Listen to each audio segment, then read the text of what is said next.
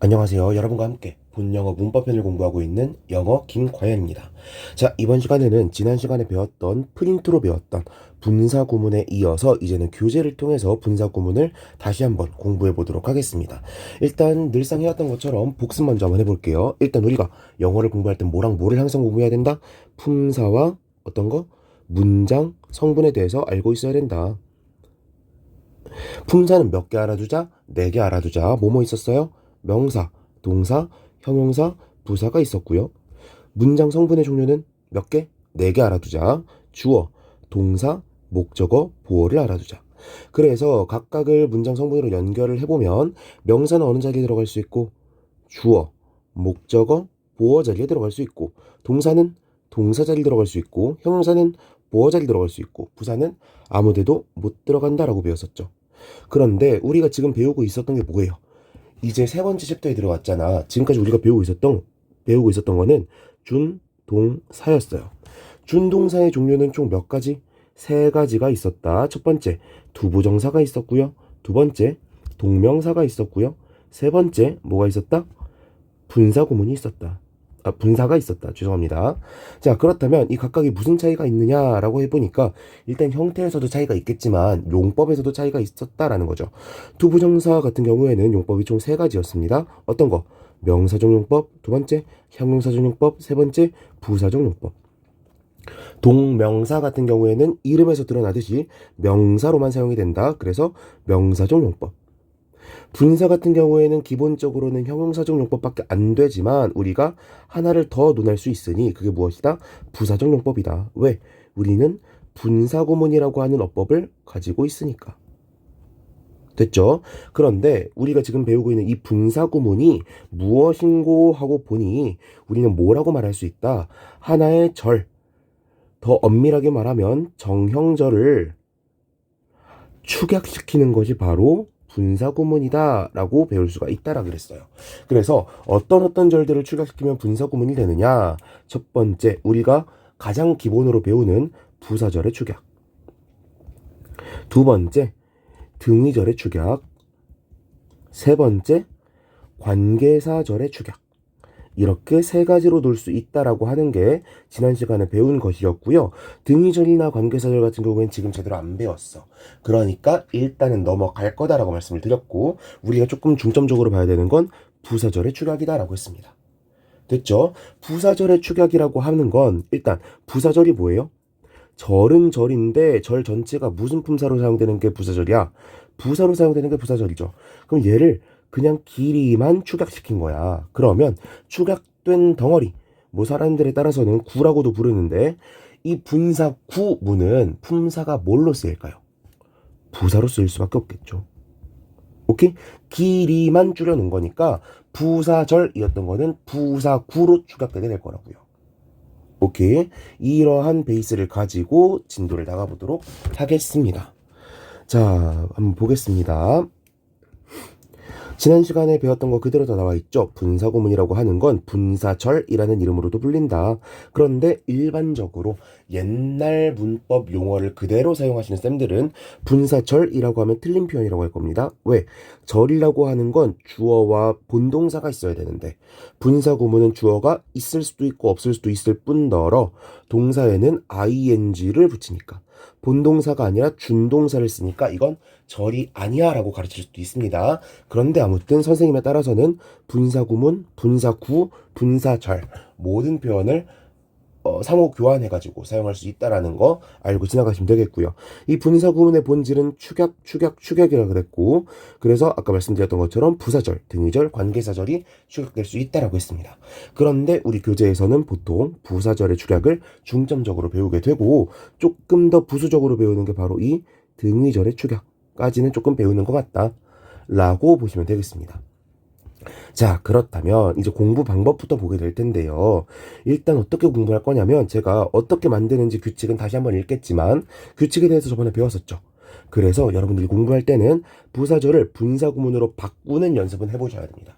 꼭 해보셔야 돼요. 아시겠죠? 그런데 부사절을 분사구문으로 바꾸다 보면은 필연적으로 부사절에 들어있었던 접속사를 생략하는 과정을 거칠 수밖에 없죠. 그러면 이 접속사가 어떤 게 생략되는지를 잘 보면서 분사구문은 그러면 어떤 의미를 가질 수 있겠구나라는 걸 범위를 좀 생각해 보시는 거예요. 왜? when에서 when이 생략된 분사구문은 그대로 뭐뭐 할 때라고 해석이 될 거고 while 뭐뭐 하는 동안에라는 접속사가 있었는데 이게 추락된 분사구문은 뭐뭐 하는 동안에라고 번역하는 게 제일 정확할 거 아니에요. 그쵸? 다르게 말하면 우리가 생략시킨 접속사들의 의미가 곧 우리가 해석할 수 있는 분사구문의 의미의 종류가 된다는 거잖아. 그쵸? 그러니까 만들어 보면서 이러한 의미가 될 수 있겠구나라고 해석의 범위를 생각만 해보시는 거예요. 외우려고는 하지 말고. 아시겠죠? 그렇다면 그 다음에는 분사구문으로만 되어 있는 문장들을 연습하시면서 가장 적합한 해석이 무엇일까에 대해서 스스로 생각해 보는 겁니다. 너무 정확하게 번역하실 필요는 없고요. 그냥 내가 생각할 때 가장 말이 되는 것 같은 번역을 찾아가시면 되는 거예요. 됐죠? 다만 여기서 중요한 거는 분사구문을 부사절로 바꾸는 거는 별로 그렇게 도움이 되지 않습니다. 왜? 분사구문 자체가 본질이 뭐라 그랬어요? 축약이 본질이라 그랬잖아. 축약을 시켰다는 건 아무튼 정보를 드러내고 있진 않다는 거예요. 그러면 when이 적절한지, because가 적절한지, if가 적절한지, while이 적절한지 이런 것들을 드러내고 있지 않다라는 거야. 그러면 어떠한 접속사가 생략되어 있는지를 우리가 정확히 파악할 수가 있어 없어요? 없어요. 대충은 알 수 있지만 정확히는 알 수가 없다고. 그러니까 우리가 정확히 어떤 접속사를 사용해서 부사절을 만들어야 되는지를 알아낼 필요가 없다라는 거고 알아내는 것도 불가능하다는 겁니다. 됐죠? 물론 몇 가지 규칙은 있어요. 이유절은 분사구문을 만들 수 없다는 규칙이 있어서 because 같은 애들은 안 될 겁니다. 그런데 이건 나중에 문법으로 따로 공부할 내용인 거고 아시겠죠? 자, 보겠습니다.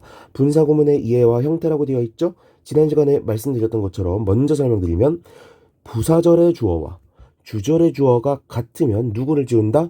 부사절에 있는 주어를 지운다. 됐죠? 그리고 접속사는 지운다. 세 번째, 동사에는 반드시 ing를 붙인다. 그런데 이렇게 생각하시면 안 돼요. arrived 과거 시제 동사에다가 그냥 ing를 붙이는 게 아니고 우리가 동사에 ing 붙일 때는 항상 어떤 동사에 붙였어요? 동사 원형에다가 붙였잖아. 그쵸? 그러니까 arrived를 뭐로 고치고 arrive라고 하는 원형으로 고치고 ing를 붙여주는 겁니다. 됐죠? 그래서 arriving이 됐는데 만약에 원래 있던 동사가 비동사였어. 그럼 비동사는 ing 붙이면 being이 될 거 아닙니까? 그쵸? 얘가 am이었든 are였든 is였든 was였든 were였든지 간에 ing를 붙이려면 원형에다가 붙여야 된다 그랬으니까 be에다가 ing 붙이면 being이 됐을 거라고. 그런데 이 being은 어떻다? 생략이 가능하다라는 겁니다. 아시겠죠? 자, 이러한 규칙에 따라서 만들어 놓고 보니까 arriving in Paris라는 분사 구문이 완성이 됐네요. 해석은 어떻게 하면 된다? 그냥 자연스럽게 여러분들이 그냥 내키는 대로 해석하시면 되는 거예요. 도착했을 때, 도착하는 동안에, 도착하면서 아무거나 붙여놓고 해석을 해. 그 다음에 주절까지 해석을 했어. Here contact is met 라는 데까지 전부 다 해석을 했어.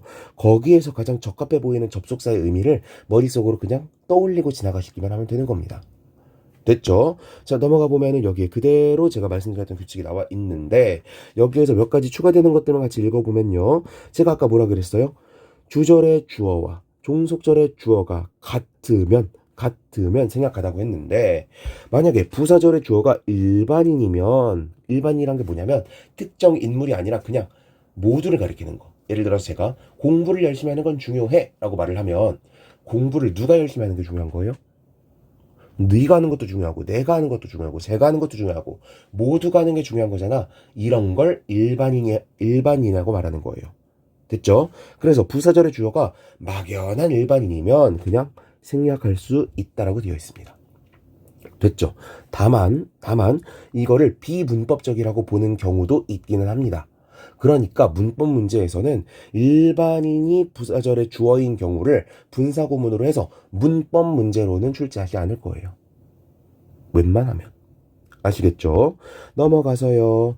부사절의 시제가 주절의 시제에 앞설 때에는 having pp로 바꾼다라고 되어 있는데 이거 verbals라고 하는 준동사의 성질에 대해서 다루는 챕터에서 조금 더 자세하게 다루게 될 텐데, 자, 우리가 과거 시제 동사에 ed 붙인 꼴에 ing를 붙이더라도 어떻게 바꿔야 된다 그랬죠?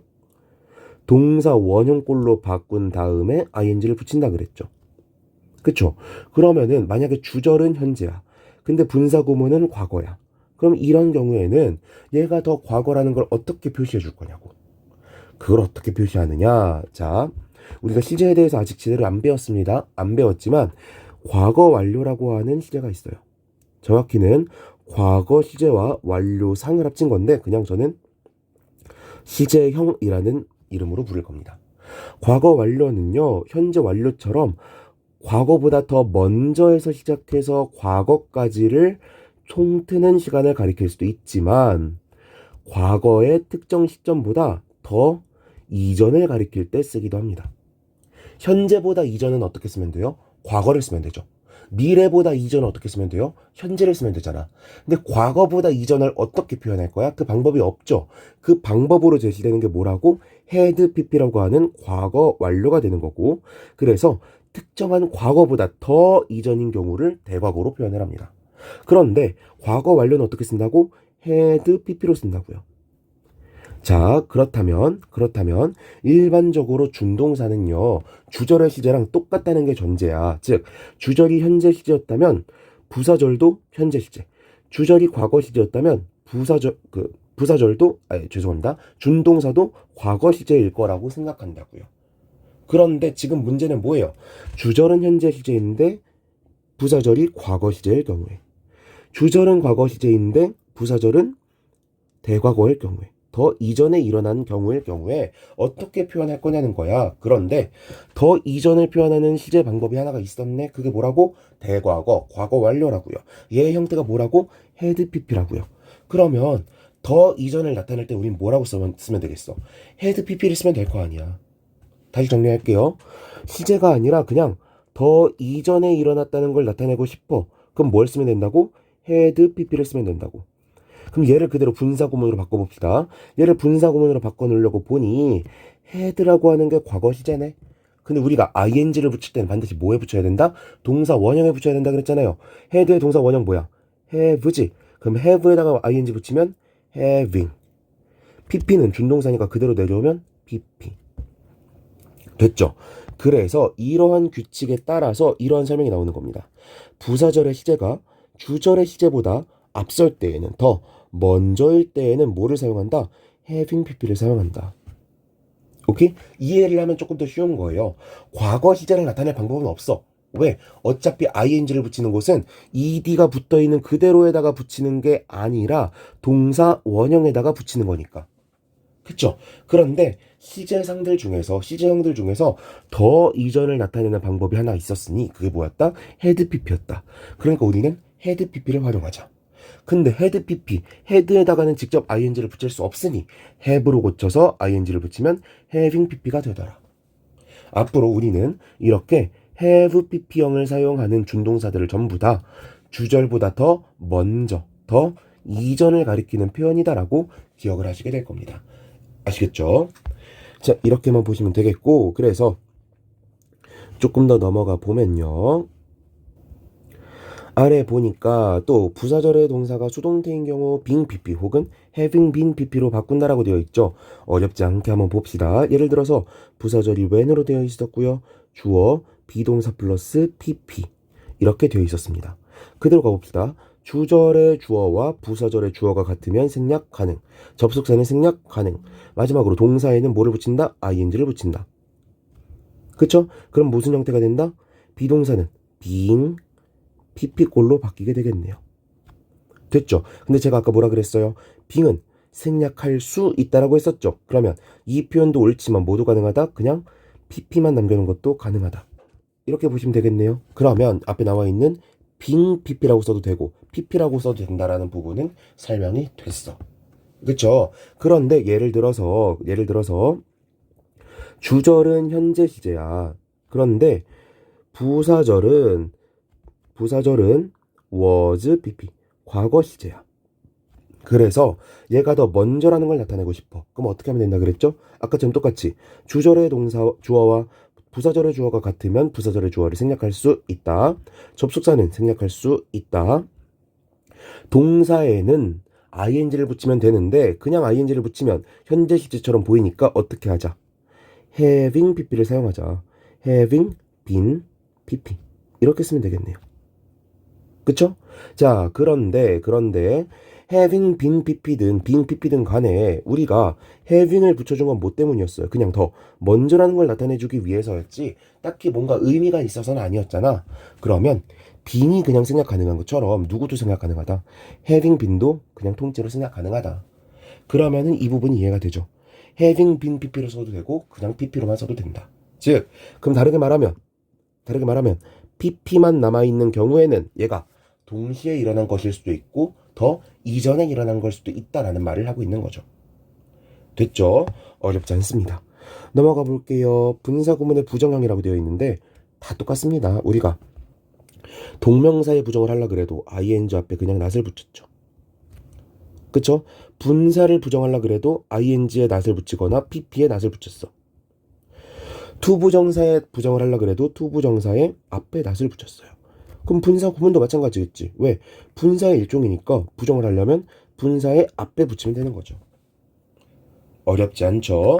또 넘어가 보면요. 제가 아까 비동사는 being으로 고쳐야 되고 being은 생략이 가능하다라고 했었잖아요. 그러니까 being이 생략된 분사 구문이 나와 있는데 분사 구문에서 명사나 형용사 앞에 being은 종종 생략된다라고 되어 있잖아. 무슨 뜻이야? 비동사는요. 제가 아까 말했던 것처럼 비동사 플러스 pp 꼴로 사용될 수도 있지만 비동사는 원래 보어를 가지고 오는 친구였고 보어 자리에는 누구누구가 올 수 있어요? 명사나 형용사가 올 수 있죠. 그러니까 명사나 형용사 앞에 비동사도 being으로 고쳐질 수 있을 것이고 얘도 생략이 될 수 있을 거 아니야. 그 얘기를 하고 있는 겁니다. 그래서 명사였을 경우에는 이렇게 명사구만 덜렁 남아있을 것이고 형용사였을 경우에는 형용사가 이렇게 남아있겠죠. 오케이. 형용사일 경우에는요. 그냥 한 단어짜리 형용사도 한 단어짜리 형용사가 보어로 나온 경우에도 가능은 한데 보통은 이렇게 형용사 두 단어 이상의 덩어리가 있을 경우에 종종 생략이 되는 편입니다. 여기서 설명 하나만 더 덧붙이면요. 예를 들어서 불안한 채로 라는 뜻에서 being nervous 라고 하는 표현이 있었어. 그러면 불안한 채로 불안하게 이런 표현이 되겠죠. 근데 being은 생략할 수 있다 그랬으니까 nervous 라고 하는 형용사만 앞에 딱 쓸 수 있겠네. 그렇죠? 근데 이제 분사 구문이 아닌 경우를 생각해 봅시다. 문장의 성분이 다 나왔어. 근데 여기 앞에 불안하게도 불안하게 이런 표현을 하나 더 덧붙이려 그래. 그러면 이 자리에 나올 수 있는 품사는 원래 뭐죠? 문장 성분 다 가지고 있어. 더 필요한 성분이 없어. 그러면 이제 더 나올 수 있는 게 뭐밖에 없죠? 부사밖에 없죠. 그러면 이 앞에 nervously 라고 ly를 붙인 부사도 쓸 수 있겠네. 그쵸? 그러면 이런 경우에는 분사 구문에서 being이 생략된 nervous도 가능하고 nervously 그냥 부사도 가능하다고 보면 될까요? 예, 둘 다 가능합니다. 오케이? 가능하다고요. 근데 여러분들이 이것까지 생각하면 너무 힘들잖아요. 그러니까 분사 구문일 경우에는 아마도 문법 문제를 낼 거면 이렇게 컴마를 줄 겁니다. 그래서 컴마가 붙어있고 nervous가 있다. 그러면 얘는 그냥 가능한 거라고 생각하시고 이런 경우가 아니라면 문장 성분이 다 찼어. 모든 문장 성분 다 갖추고 있어.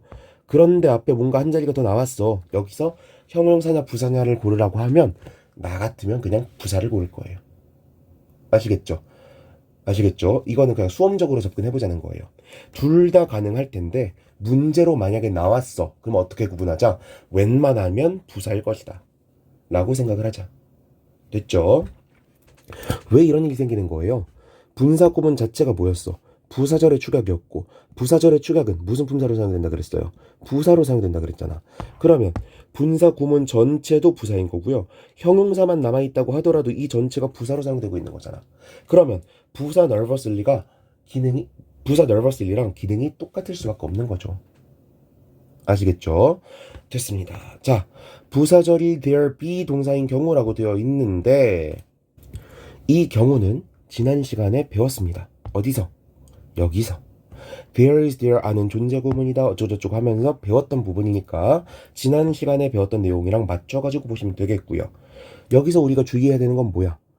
there를 꼭 써줘야 된다. 이거를 지우면 안 된다라는 게 포인트가 되는 거예요. 아시겠죠? 자, 넘어가 보면요. 분사구문의 의미라고 되어 있는데 이 부분에 제가 설명할 게 별로 없습니다. 자, 보면은 분사구문을 부사절로 바꿀 때 보통 as를 주로 쓴다고 되어 있죠. as가 대부분의 접속사 의미를 다 가지고 있기 때문이에요. 다르게 말하면 부사절로 바꿀 때 as를 주로 사용하는 이유가 뭐겠어? 정확하게 이유를 알 수가 없으니까, 정확하게 접속사가 뭐였는지를 알 수가 없으니까, 그러니까 as를 쓰는 거예요. 이해됐죠? 그러니까 우리도 너무 정확하게 바꾸려고 하지 말고, 정확하게 해석하려고 하지 말고, 여기에 나와 있는 해석들 있죠. 이 해석들만 쭉 보면서 아, 이러한 해석이 가능하겠구나. 그럼 나는 이러한 해석들 중 하나를 골라서 그냥 내가 자연스럽다고 해석할 수 있는 방법으로 해석하면 되겠구나 라고 생각하고 지나가시면 되는 거예요. 아시겠죠? 이건 그냥 여러분들이 연습만 해보시는 겁니다. Smiling brightly. 저 이 부분 아예 안 읽어볼게요. Smiling brightly. 아, 밝게 웃었기 때문에, 밝게 웃어서, 밝게 웃는 동안에, 밝게 웃었을 때 어떤 걸 해도 상관이 없다고. 다만 뒤에 내용까지 읽었을 때 여러분들이 알아들을 수 있고 매끄럽게 해석이 된다 싶은 방법으로만 해석하시면 되는 거예요. 아시겠죠? 여기에 나와 있는 거 동시동작이니 연속동작이니 결과니 이런 명치가 신경 쓰지 마시고 이 해석 방법들에 신경을 쓰시면서 이런 것들에 신경 쓰시면서 한번 직접 다 해석을 해보시기 바랍니다. 아시겠죠? 이런 거 사실 알 필요가 없다라는 거예요. 됐죠? 자, 넘어가서 must know grammar for reading 이 부분만 빠르게 읽어보면요. 목적의 의미로 해석하는 ing라고 되어 있는데 이거 그냥 읽고 지나가시면 됩니다. 자, 어떤 의미냐면요. sleeping ing 둘 다 ing죠. 근데 ing는 현재 분사일 수도 있고 동명사일 수도 있잖아요. 현재 분사면 뭐뭐 하는 그대로 해석하시면 됩니다. 자는 아기 그대로 해석하시면 되죠. 그런데 동명사라고 하는 건 명사로 보겠다는 거잖아. 명사랑 명사가 합쳐져 있으면 일종의 복합명사라고 부르는 하나의 명사 덩어리가 돼요. 오케이? 그러면 잠자는 것 자 이런 식으로 해석하는 게 아니라 뭔가 제3의 의미를 가지게 되는데 그 제3의 의미가 보통은 용도나 목적을 가리키는 의미가 됩니다. 그래서 a sleeping car 그러면 잠자는 것 차 혹은 자고 있는 차가 아니라 잠자기 위한 차라는 의미가 된다는 거예요. 오케이? 그래서 그냥 이것들 전부 다 문법적으로 외워봤자 소용없고요. 하나의 단어라고 생각하시고 외우세요. 프라잉 팬을 무슨 프라잉 하기 위한 팬이라고 외웁니까? 아니죠. 그럼 후라이팬은 후라이팬이잖아. 외우시라고요. 아시겠죠? 넘어가서 분사구문과 동명사 주어를 구분하라라고 되어 있는데 이거는 구분 연습을 하시다 보면 조금 더 자연스럽게 연습이 되실 텐데 일단은 문법을 공부하는 단계니까 차근차근 전체 문장을 분석하는 입장에서 어떻게 하면 되느냐? 아까 말했던 것처럼 분사구문은 일종의 뭐라 그랬어요? 부사절의 축약이라 그랬어. 부사절의 축약. 부사절의 축약이라고 하는 건 분사구문 자체가 부사적으로 사용된다는 거고 부사는 문장 성분으로 사용이 되지가 않는다라 그랬죠. 그렇다는 건 모든 문장 성분을 다 갖추고 나서 그 다음에 나오는 게 분사구문이라고 이해하시면 되겠죠. 그쵸? 주어, 동사, 목적어가 다 나왔어. 문장에 더 필요한 성분이 없어. 근데 뭔가가 더 달려있어? 그거는 전부 다 부사야. 그렇게 구분하시면 되는 거예요.